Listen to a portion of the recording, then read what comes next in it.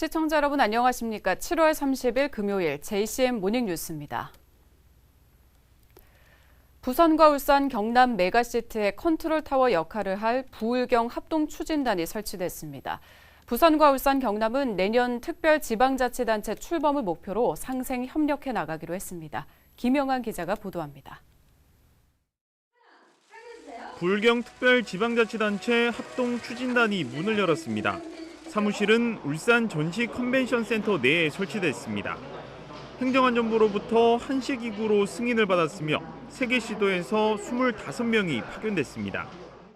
부울경이 갖고 있는 잠재력을 모두 이 하나로 모아서 그야말로 대한민국의 성장축을 이 동남권에 확고히 세울 수 있는 계기를 마련하는 자리라고 생각을 합니다. 합동추진단의 목표는 전국 최초로 특별지방자치단체를 출범하는 것입니다. 모든 것이 수도권으로 몰리는 것에 대응하고 새로운 성장 동력 발굴을 위한 방안입니다. 부울경 시도지사와 시도의회 의장은 특별지방자치단체 설치를 위해 협력하자는 내용의 6자 협약을 맺었습니다. 한 뜻으로 힘을 합쳐서 대한민국 최초의 특별지방자치단체 잘 만들어가기를 소원합니다. 정부도 특별지방자치단체 설치 준비 재원을 특별교부세로 지원하는 등 지역의 초광역적 협력을 적극 지원하기로 했습니다. 설치 준비에 필요한 서여 재원, 특별지자체가 수행하는 기능과 사무에 적합한 조직과 인력 충원 등 해야 될 일은 훨씬 더 적극적으로 하도록 하겠습니다. 합동추진단은 특별지방자치단체 기본계획 수립과 규약 제정, 광역의회 설치 종합계획 수립과 광역사무 발굴 등을 공동으로 추진할 계획입니다. 부울경은 초광역 협력을 통해 2040년까지 인구를 1,000만 명으로 늘리고 275조 원인 지역 내 총생산을 491조 원으로 확대할 방침입니다. 이를 위해 1시간 생활권의 광역교통망을 구축하고 항만과 공항, 철도를 연계한 동북아 물류 플랫폼을 확충할 예정입니다. JCN 뉴스 김용환입니다. 송철호 울산시장이 휴가철을 앞두고 코로나19 예방을 위해 올 여름 휴가는 울산에서 보내달라고 당부했습니다. 송 시장은 전국적으로 델타 변이 바이러스에 의한 집단 감염이 이어지고 울산에서도 21명의 델타 변이 확진자가 확인된 만큼 지역 간 이동을 자제하고 울산에서 휴가를 보내야 한다고 강조했습니다. 이어 울산에서 휴가를 보낸다면 지역 경제 활성화에도 도움이 될 것이라며 다음 달 말까지 캠페인을 전개해 나가겠다고 밝혔습니다. 울산시는 어제 시청 상황실에서 제1차 인구 증가 대책 추진본부 회의를 열었습니다. 울산시는 어제 회의에서 생애 주기별 맞춤형 지원 강화를 비롯해 지역 실정 부합성과 정책의 실효성 확보, 인구 유출 문제 극복과 재정 확보 방안 등을 논의했습니다. 울산시는 회의에서 논의된 내용을 바탕으로 보완이 필요한 사항을 추가 반영해서 세부 대책이 수립되는 분야부터 순차적으로 발표할 예정입니다. 현대자동차 노사 대표가 어제 올해 임금과 단체 협약 조인식을 갖고 합의안에 서명했습니다. 노사는 올해 5월 상견례 이후 64일 만에 교섭을 끝내면서 3년 연속 파업 없이 타결을 이끌어냈습니다. 올해 합의안에는 기본급 7만 5천 원 인상과 국내 연구소 중심의 미래차 전환, 공장 일자리 유지를 약속하는 특별 협약 등의 내용이 담겼습니다. 울산과 부산 지역 중소기업의 올해 8월 경기 전망지수가 7월에 이어 2개월 연속 하락한 것으로 나타났습니다. 중소기업 중앙회 부산-울산 지역본부는 부산-울산 345개 중소기업을 대상으로 8월 중소기업 경기 전망을 조사한 결과 전달보다 4.3포인트 하락한 72.4로 나타났다고 밝혔습니다. 부산-울산 경기 전망지수는 올해 1월 이후 5개월 연속 상승했지만 최근 원자재 가격 급등과 거리두기 강화에 따른 내수 부진 등 경기 회복 기대감이 꺾이면서 지역 체감 경기 전망이 악화한 것으로 분석됐습니다. 울산의 한 초등학교 학생들이 화재를 진압하다가 순직한 고 노명래 소방교 등 헌신하는 소방관들을 위해 쓴 손편지로 책자를 만들어 전달해 미담이 되고 있습니다. 울산 중부소방서는 동백초등학교 6학년 3반 학생들이 최근 발생한 성남동 화재 사건으로 인해 소방관이 희생됐고 화재 진압을 위해 헌신하는 모습에 대해 감사하다는 마음을 담은 손편지를 책자로 만들어 보내왔다고 밝혔습니다. 또 주식회사 풍사는 고 노명래 소방교의 유족을 위해 써달라며 1,000만 원을 기부했습니다. 코로나19 사태 속에 경영난을 겪어오던 한 시내버스 업체가 연료비를 내지 못해서 운행이 중단될 위기에 놓였습니다.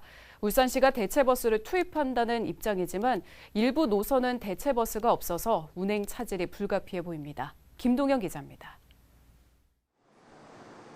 울산의 한 시내버스 업체. 이 업체는 최근 운행 중단 위기에 놓였습니다. 연료 공급업체인 경동도시가스가 이 회사에 공급하던 연료를 이달 말 전면 중단하겠다고 통보한 탓입니다. 이 회사가 그간 미납한 연료비만 20억 8천만 원. 울산시가 중재에 나서곤 있지만 경동도시가스는 사용료 미납이 계속되고 금액도 커진 만큼 다른 방법은 없다는 입장입니다. 이번 주까지 양측의 합의가 이뤄지지 않는다면 이 업체는 당장 다음 달부터 시내버스를 운행할 수 없게 됩니다. 현재 이 업체가 운영하는 버스 노선은 모두 10개. 울산시는 일단 다른 시내버스 업체가 104번과 401번 등 8개 노선을 대체 운영하기로 결정했다고 밝혔습니다. 다만 부산 노포동으로 가는 시내 좌석 버스인 1127번과 울산역으로 가는 5005번 버스는 대체 차량 투입이 없어 사실상 운행이 불가능한 상태입니다. 1127 같은 경우는 저 노포동 내려가는 게 1137하고 1147하고 타사로 그 운행 노선이 있기 때문에 그러고 이제 5005번 같은 경우에는 시내버스를 이용해서 환승하실 수밖에 없죠. 울산시는 만약의 사태에 대비해 비상수송대책본부를 운영한다는 계획입니다. 코로나19 사태가 장기화되면서 지역 버스업체들은 심각한 경영난을 겪고 있습니다.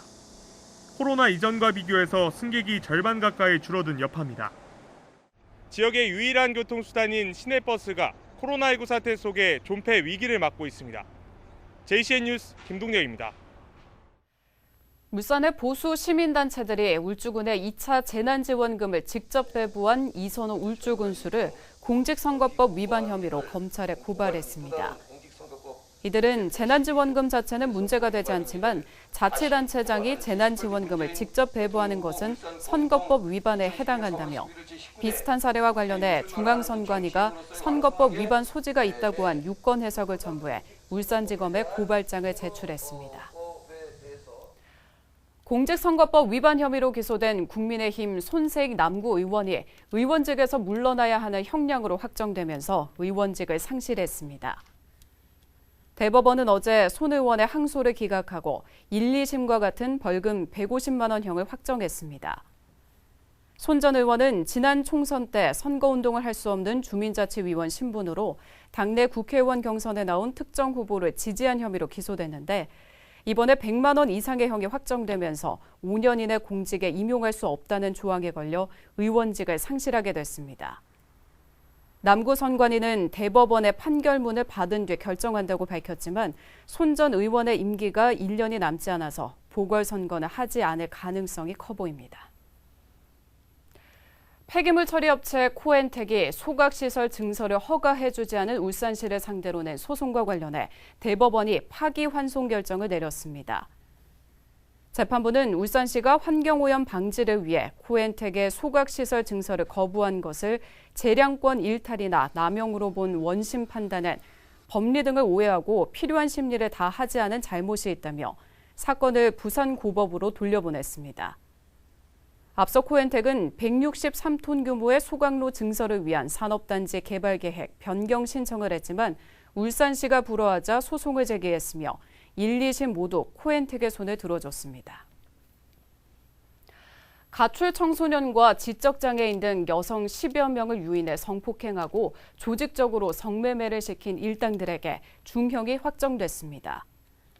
대법원 일부는 아동 청소년의 성보호에 관한 법률 위반 등의 혐의로 재판에 넘겨진 일당 12명 중 4명에 대한 상고심에서 최고징역 16년 등을 선고한 원심을 확정했습니다. 이들은 가출한 청소년과 지적장애인 등을 유인해 성폭행한 뒤 합숙시키며 조직적으로 성매매를 시키고 도망치려는 피해자들을 감금하고 폭행하거나 성행위 장면을 몰래 촬영해서 퍼뜨리겠다고 협박한 혐의 등을 받고 있습니다. 앞서 울산지법 1심 재판부는 이들에게 최고징역 18년을 선고했으며 2심 재판부는 최고징역 16년을 선고했습니다. 중구 CCTV 통합관제센터가 실종된 치매 노인의 귀가를 도왔습니다. 중구 CCTV 통합관제센터에 따르면 지난 27일 치매 노인 84살 엄모 씨가 집을 나가 돌아오지 않는다는 가족들의 신고를 받고 인상착의를 확인한 뒤 실종 4시간여 만에 엄모 씨를 발견하고 경찰에 알려 안전하게 귀가할 수 있도록 도왔습니다. 이전을 추진해온 울산고등학교가 중구 혁신도시 내로 옮기는 것으로 가닥이 잡혔습니다. 학교 법인이 실시한 연구 용역 결과에서 타당성이 확인됐고 학부모 설문조사에서도 대부분 긍정적인 답변을 얻었습니다. 이현동 기자의 보도입니다. 지난 6월 울산고의 사학재단인 동원교육문화재단은 울산대학교에 울산고 이전 관련 연구 영역을 맡겼습니다. 울산고를 중구 안에서 이전하기로 결정한 것에 대한 타당성과 당위성을 확인하기 위한 겁니다. 그 결과 혁신도시 내 이전 계획은 타당성과 당위성이 있는 것으로 나타났습니다. 이전돼야 하물구나 어디입니까? 중앙고등학교 이런 쪽으로 과밀학급을 해소할 수 있다. 그런 정도로 이렇게 연구 결과는 나왔어요. 중구 지역 초중학교 학부모를 대상으로 실시한 설문조사에서도 대부분 긍정적인 답변을 내놨다고 재단 측은 설명했습니다. 재단은 이 같은 결과를 바탕으로 울산시와 혁신도시 내 이전을 위한 협의를 진행하고 있습니다. 시가 그 결정을 가 있으니까 시하고 협의를 해가지고 좀 내서 해야 되지. 시에서도 좀 할 수 있도록 적극적으로 좀 이야기를 하고 있습니다. 앞서 중구청과 한국산업안전보건공단 등과 업무 협약을 맺으며 중구 내 학교 이전에 힘을 싣고 있습니다. 재단은 2024년 개교 70주년에 맞춰 학교 이전을 완료한다는 구상입니다. 기존 학교 부지 매각 대금과 재단 출연금 등을 합쳐 600억 원가량을 투입해 전국에서 내놓으라 하는 스마트 학교를 짓겠다는 겁니다. 체육관과 문화관 등도 갖춰 지역 주민과 공유할 계획입니다. 체육관, 문화관 이런 거는 전부 지역 주민들하고 그다음 공공기관 여기 종사자들하고 같이 공유할 수 있도록. 학교 노후화와 일대 학생 수 감소 등을 이유로 수년에 걸쳐 이전을 준비하고 있는 울산고. 중구 혁신도시 내 이전 타당성이 확보된 만큼 부지 확정을 위한 관계기관과의 협의에 속도를 내고 있습니다. JCN 뉴스 이현동입니다. 울산시교육청이 울산중학교와 울산여자중학교를 내년부터 남녀공학으로 전환합니다. 시교육청은 해당 학교 학생과 학부모를 대상으로 설문조사를 한 결과 남녀공학 전환에 대해 대부분 공감했다며 2022학년도 입학생부터 남녀공학으로 전환한다고 밝혔습니다. 울산중학교는 현재 교명을 그대로 사용하게 되고 울산여중은 교명변경위원회를 통해 학교명이 변경될 예정입니다. 시교육청은 혁신도시와 반구지역 학생들의 학교 선택권 확대와 통학 여건 개선을 위해 이들 학교를 남녀공학으로 전환한다고 설명했습니다. 울산시가 행안부의 공공데이터 기업 매칭 지원 공모에 선정된 2건의 국비 지원 사업을 본격적으로 추진합니다. 울산시는 어제 도시경관 기록화 데이터베이스 고도화와 기록보고서 전산화, 도시경관기록 GPS 실측과 공공데이터화 사업에 대한 용역 착수 보고회를 열었습니다. 울산시는 GPS 사업과 관련해 앱을 개발할 예정이며 청년 인턴 23명을 투입해 기록물의 재분류와 검증 등을 진행할 계획입니다. 현대글로벌서비스는 어제 울산 테크노산업단지에서 울산 글로벌 디지털센터 개소식을 가졌습니다. 울산 글로벌 디지털센터는 사무동과 품질동, 물류동 등 3개 건물로 구성됐으며 친환경 디지털 선박 기술 혁신을 목표로 디지털 제어와 전기 추진 솔루션 기술 연구, 제품 설계와 검사, 출하 등을 수행하게 됩니다.